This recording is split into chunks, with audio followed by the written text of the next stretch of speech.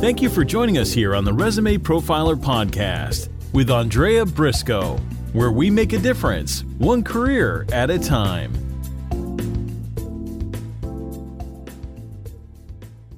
Hi, guys. It's Andrea, and this is the episode about your value proposition. So the value proposition should go at the top of your resume, and it really is about who you are and what you do. Again, it's about who you are and what you do. So if you're just thinking about putting your resume together, I suggest you go back a couple of episodes and listen to my podcast episode on resume writing. And please know that that ties into the LinkedIn profile, so you might as well listen to that too. And if you need some documentation, something to help you, a little tidbit of information, you can download my 8 tips for a rocking resume and 8 tips for a rocking LinkedIn profile. And those things should help you. But here, we're going to talk about your executive summary, also known as your value proposition. So it's who you are and what you do. And I do a fair number of resume reviews for my business. And, I typically always ask people, what is their value proposition? And they kind of come up with something, but it's typically, I'm not sure that it's not rehearsed, it's not prepared, and when it sounds good to them, they get excited about it. But what I would submit to you is that you think about it, write it down, practice it, and put it on your resume. And then once it's on your resume, you can tweak it and work with it a little bit more, so then it becomes your elevator pitch, who you are and what you do. So as you update your executive resume, your value proposition is important. So how do you get to that? Sit down, take some time. So you're going to have to focus on it. You want to brainstorm your content with like with anything else that you do, right? Be strategic about it. Think about what are the 3 or 4 things that you would tell a hiring manager about you that really stick out. Who you are and what you do. What are your career achievements that you're most proud of? What are your areas of expertise? What are the most valuable, sort of tangible traits? What do people that report to you, what would they say about you? Those are some of the key triggers that you need to get to when you start to think about what your value proposition is. Who you are as a leader, what you do, your accomplishments, quantify them as well as, qualified thoughts about them. What would you like to achieve next? What's unique about you? So what do you bring to the table?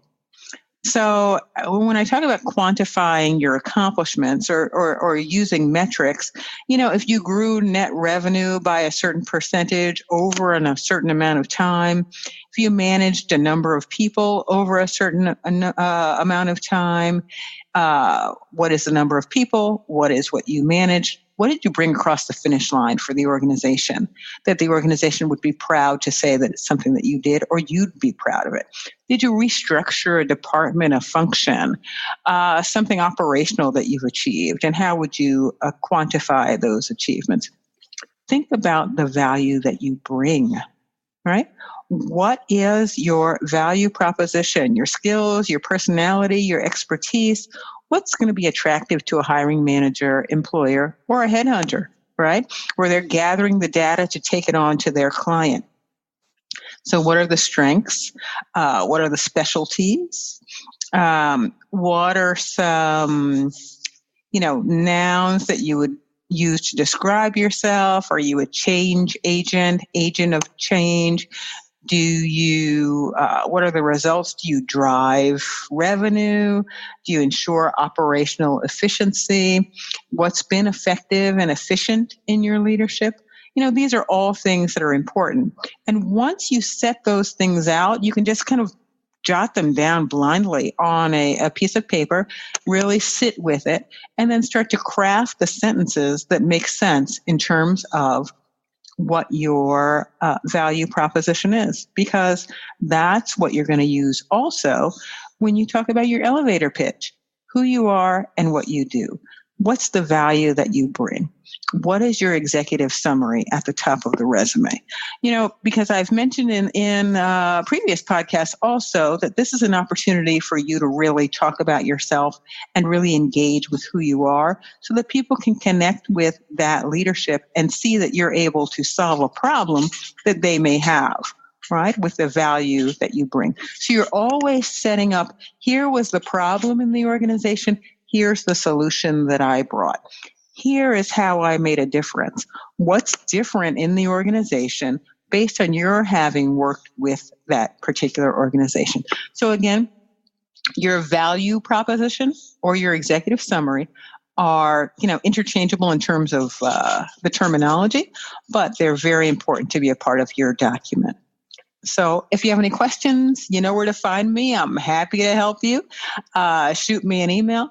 Download those free documents on the LinkedIn profile, the resume profile, and, get to brainstorming and construct a great executive summary / value proposition for yourself. It's so important on the resume.